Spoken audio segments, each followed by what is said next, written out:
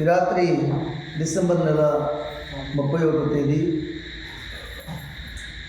ఆఖరి గడియల్లో మనం ఉన్నాం.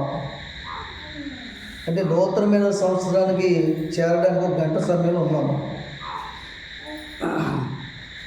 దేవుని యొక్క వాక్యం మనకేం చదువుతుందంటే, గతించిన కాలం మరలా తిరిగి రాదు. కాబట్టి పరిశుద్ధ గ్రంథం నుండి 2వ కొరింథీయులకు రాసిన పత్రిక 5వ అధ్యాయము 17వ వచనం రెండవ మాటలు ఏమంటుందంటే, పాతవి గతించెను, ఇదిగో క్రొత్తవాయెను. సమస్తమును దేవుని వలనైనవి, ఆయన వలన క్రీస్తు ద్వారా తనతో సమాధానపరుచుకుని ఆ సమాధానపరచు పరిచర్యను మాకు అనుగ్రహించు. అదేమనగా, దేవుడు వారి అపరాధమును వారి మీద మోపక క్రీస్తునందు లోకమును తనతో సమాధానపరచుకునుచు ఆ సమాధాన వాక్యం మాకు అప్పగించు. దేవునికి మహిమ కలుగుగాక. హల్లెలూయా. ఇది ఏం చెప్తున్నారంటే, మొదటి మాటలో పాతవి గతించును, ఇదిగో క్రొత్తవాయెను. అంటే పై మాట ఏముంటుందంటే, పైన మొదటి మాట, కాగా ఎవడైనా క్రీస్తునందు ఉన్న వాడు నూతన సృష్టి. ఈ నూతన సృష్టి గురించి రేపటి దినాన్ని మనం మాట్లాడుకుందాం. ఇప్పుడు పాతవి గతించు అన్న విషయం కోసం మాట్లాడుకుందాం. పాతవి గతించు అంటే, ఇప్పుడు యవ్వన ప్రాయంలో ఉన్న వాళ్ళకి పశుప్రాయం రమ్మంటే రాదు, వస్తుందా? ఆ ప్రాయం కాస్త వెళ్ళిపోయింది కదా. యవ్వన ప్రాయంలో ఉన్నవాళ్ళు, మరి మధ్య వయస్కులు యవ్వన ప్రాయం రమ్మంటే వాళ్ళు కూడా రాదు. ముసలితనం ముందున్న వారికి మధ్య వయసు తత్వం రావాలంటే రాదు. ఒకసారి మానవ జీవితంలో దినమును కోల్పోయినా, సంవత్సరంలో కోల్పోయినా, ఆయుష్కాలను కోల్పోయినా, ఏమండి వయసులో ఉన్నటువంటి పరిమాణములు కోల్పోయినా అది తిరిగి పొందుకోవడం అనేది చాలా అసాధ్యం. అవును కదండి, జరగనే జరగదు. నిన్నటి దినము మరలా మనకు రావాలంటే వస్తుందా? రాదు. కాబట్టి పాతవి గతించును, ఇదిగో సమస్తమును క్రొత్తవాయెను. అంటే కాగా ఎవడైనా క్రీస్తునందు ఉన్న వాడు నూతన సృష్టి అన్నాడు. అంటే మనం చూస్తుంది నూతన సృష్టి కాదు. ఏది మనం అనుభవిస్తున్న భూమి కానీ, ఆకాశం కానీ, సముద్రములు కానీ, గాలి కానీ, నీరు కానీ, అగ్ని కానీ, పంచభూతములు, ఇవన్నీ కూడా, ఆకాశ నక్షత్రాలు, ఇవన్నీ కూడా పాత సృష్టిది. ఇంకా అర్థమవుతుందా? పాత సృష్టి కాదు ఇది.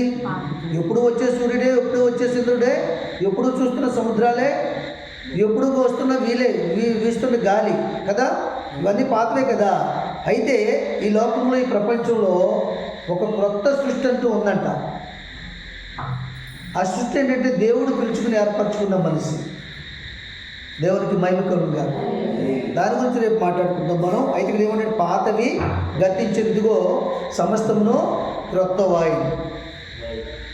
అంటే మన జీవితంలో జరిగినటువంటి 12 నెలల్లో కూడా 2025 సంవత్సరం 1వ తారీఖు నుంచి డిసెంబర్ నెల 12వ నెల 2025 సంవత్సరం ఈ ఆఖరి గడియల వరకు కూడా మన జీవితంలో జరిగినటువంటి ప్రతి పరిమాణంలో కూడా ఏం చేయాలి? మనం పాత గిల్లిన బట్టలు ఎలాగైతే తిరిగి మనం వేసుకోమో, ఏమండి జరిగిపోయినటువంటి ఈ యొక్క కాలంలో జరిగినటువంటి ప్రతి ఒక్క సంఘటనను కూడా మనం విడిచిపెట్టాలి. దేవుడు చెప్తున్న మాట అది. విడిచిపెట్టకుండా మన మనసులో పెట్టుకుంటే అది మనకి హాని. అంటే చెత్తని, చెదారాన్ని మన ఇంట్లో పెట్టుకుంటే ఎంత హానియో, మనకి జరిగినటువంటి నష్టాలను, కష్టాలని, ఏమండి ఒకరి ద్వారా వచ్చిన నిందలని, అపహాస్యములను, ఇవన్నిటిని కూడా మన హృదయంలో పెట్టుకుంటే అంతే హాని మనకి. ఎంత హాని అంటే, దేహానికి మలినం అనుకుంటే దేహానికి హాని, ఆత్మకు మలినం ఉంటే ఆత్మకి హాని. హృదయంలో ఇదంతా కూడా పాతవి కూడా, పాత కలహములు, పగలు, ద్వేషములు, అసూయలు, మచ్చరలు, కక్షలు, ఇవన్నీ కూడా ఏం చేయాలి? మనం ఒకవేళ మన మీద ఎవరికైనా ఉన్నా వారు విడిచిపెట్టాలి, ఎవరి మీదైనా మనకున్నా మనం కూడా విడిచిపెట్టేయాలి. ఎందుకంటే గతించింది తిరిగి రాదు, దానివల్ల ప్రయోజనం లేదు. రాబోయే సంవత్సరంలో కూడా మన మధ్య ఉన్న ఐక్యతను కోల్పోతాం, అవి మన మనసులో పెట్టుకుంటే. కుటుంబంలో ఐక్యతను కోల్పోతాం, ప్రేమను కోల్పోతాం, సమాజంలో మర్యాదను కోల్పోతాం.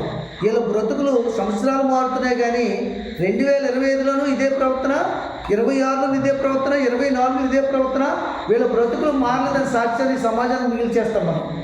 దానివల్ల దేవునికి మహిమ కాదు, మనకి ఆశీర్వాదం కాదు. అవునంటారా కాదంటారా? దేవునికి మహిమ కలుగుతారు. పాతవన్నీ కూడా ఏం చేయాలి? మనం విడిచిపెట్టేయాలి. పాతవి గతించిపోయాయి, తిరిగి రావు. అవి నీ హృదయంలో పెట్టుకుంటే నీకే హాని. ఎందుకంటే దేవుడు మన పాపములను మన మీద మోపక ఆయన మీద మోపుకుని ఆ సమాధానకరమైన వాక్యంతో మనల్ని ఏం చేసి సమాధానపరిచాడు. దేవునికి మహిమ కలుగును గాక.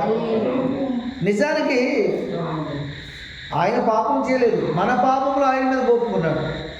ఏమండి? మన పాపముల వల్ల వచ్చే శాపములను, కష్టాలను, శ్రమలు కూడా మనం విడిచిపెట్టలేక ఇంకనో వాటిలో ఇమిడిపోయి ఇబ్బంది గురవుతున్నాం. దేవుడు ఏం చెప్తున్నాడు? ఒకరి భారాన్ని మోయక్కర్లేదు, ఒకరి పాపాన్ని మోయక్కర్లేదు, ఒకరి నిందలను మోయక్కర్లేదు. నీ నిందల్ని విడిచిపెట్టు. నేను నిందించిన వారి నిందలు నా మీద పడుతున్నాయి అన్నాడు ఆయన కదా. మరి ఇదిగో నీ మీద ఈ లోకంలో నీతి నిమిత్తం నువ్వు నిందించబడితే, నా నామాలను ధరించడం బట్టి నిందించబడితే నువ్వు పరలోకంలో నీ ఫలం అధికమవుతుంది. నువ్వు గొంతులు వేసి చెప్పడం కూడా దేవుణ్ణి మహింపరచండి, బాధపడొద్దండి. కాబట్టి పాతవి గతించను. గతంలో ఈ 2025లో వచ్చినటువంటి బలహీనత కానీ, ఒక రోగమును కానీ, ఒక నష్టాన్ని కానీ, ఒక కష్టాన్ని కానీ, ఒక వ్యక్తి ద్వారా బాధపరిచిన బాధను కానీ మీరు జ్ఞాపకం చేసుకుంటుంది. వచ్చేసి జ్ఞాపకం చేసుకుంటే అవి మనల్ని వెంబడిస్తాయి. అవునంటారు కాదంటారా? ఒక వ్యక్తి మీద పగ మనల్ని అలాగన్నాడు ఇలాగన్నాడు అని జ్ఞాపకం చేసుకుంటూ జీవితకాలం పోతే అతనికి మన మధ్య పగ ఉంటుంది తప్ప ప్రేమ రాదు. ఎన్ని సంవత్సరాలు కలిసిన కానీ మనం ఏం చేయాలి? విడిచిపెట్టేయాలి. విడిచిపెట్టి ఏం చేయాలి? కలిసిపోవాలి. అవును కదా? కలిసిపోవాలి. కానీ మానవులు కలలేదు. మానవులు కలలేదు కానీ క్రైస్తవులు కలవాలి. ఎందుకంటే వాక్యం సమాధానపరుస్తుంది కదా. మరి మానవులు వేరు, క్రైస్తవులు వేరు. మనందరం మానవులమే, కానీ దేవుని పిల్లలు వేరు, దేవుని ఎరగని జనులు వేరు.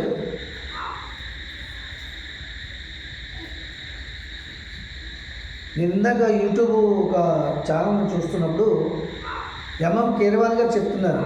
సంగీత దర్శకుడు ఆయన, ప్రఖ్యాత దర్శకుడు ఆయన చెప్తున్నాడు, నేను అందరి దేవుళ్ళు నమ్ముతాను, అందరినీ గౌరవిస్తాను, కానీ యేసుక్రీస్తులో ప్రత్యేకమైన గుణం ఉంది, అది నాకు చాలా మనసు కట్టుకుంది, అందుకే ఆయన అంటే బాగా అందరికంటే ఎక్కువ ఇష్టపడతాను నేను ఏంటి అన్నాడు. ఏంటి ఆ గుణమని చెప్తున్నప్పుడు ఆయన చెప్తున్నాడు, ఆయనలో ప్రత్యేకమైన గుణం ఏంటంటే క్షమించే గుణం ఉంది. కాబట్టే ప్రేమించగలిగాడు ఆయన లోకాన్ని. క్షమించే గుణం లేకపోతే మనం భగవాన్ని ప్రేమించలేము, శత్రువులను ప్రేమించలేం, ఆఖరికి మన పిల్లలను కూడా మనం ప్రేమించలేము వాళ్ళ మీద పగ పెట్టుకుంటే. అవునగా చెప్పండి, దాన్ని మర్చిపోతేనే ప్రేమించగలం.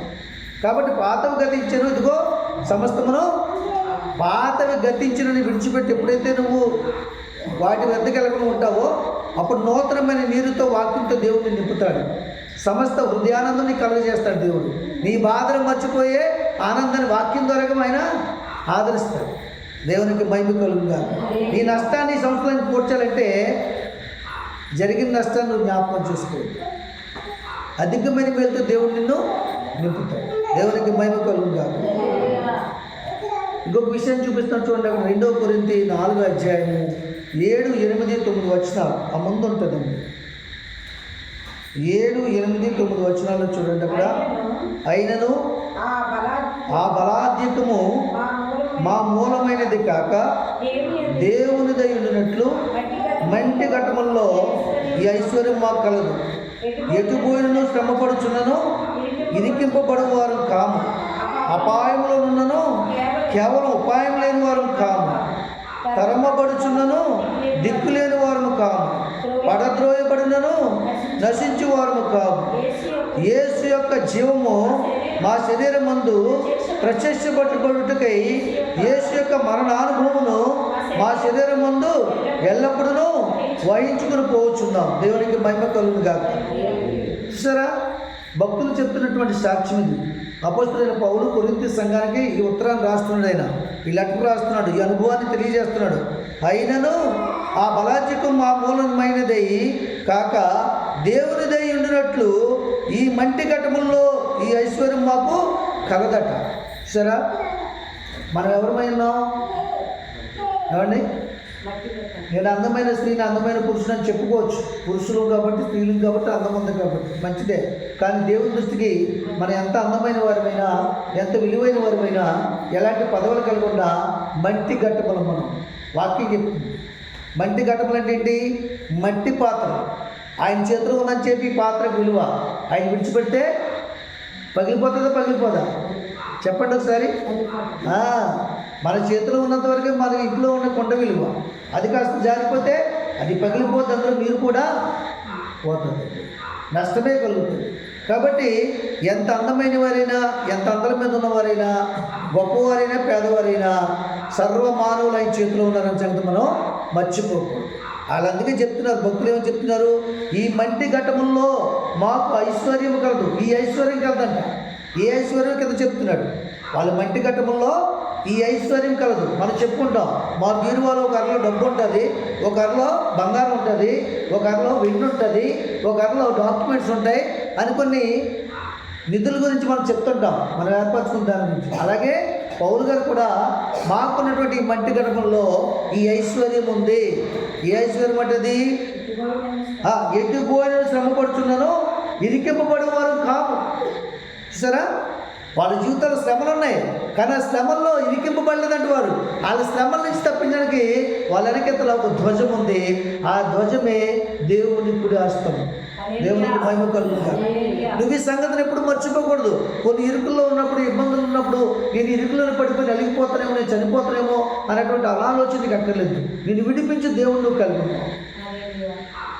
అది ఎలాంటిదైనా సరే, అది ఎలాంటిదైనా సరే ఈ లోకంలో ఆయన విడిపించగల సామర్థ్యం, శక్తి కలుగున్న దేవుని కలుగున్నాం. కాబట్టి వాళ్ళు అంటున్నారు కదా, ఎటుపోయినను శ్రమపడుచున్నాను, ఇరికింపబడి వారం కాము, అపాయంలో ఉన్నాను, కేవలం ఉపాయం లేని వారం కాము. చూసారా, అపాయంలో ఉన్నా సరే ఉపాయం లేని వారము కాము. అపాయాలు అందరికీ వస్తాయి, కానీ అపాయం తప్పించుకునే ఉపాయం ఉండాలి. మనిషికి జ్ఞానం ఉండాలి. ఏమండి, ఆ జ్ఞానమే యేసయ్య మాటలు. యేసయ్య మాటలు అనే జ్ఞానం నీ హృదయం ఎప్పుడైతే ఉందో నువ్వు ఉపాయం కలిగి ఉన్నావు. ఏ ఉపాయం కలిగి ఉన్నావు? అపాయాన్ని తప్పించే దైవజ్ఞానం కలిగి ఉన్నావు. ఆ దైవజ్ఞానం ఉపాయాన్ని కలిగి చేస్తుంది, ఆలోచన కలిగి చేస్తుంది, నేను తప్పింప చేస్తుంది.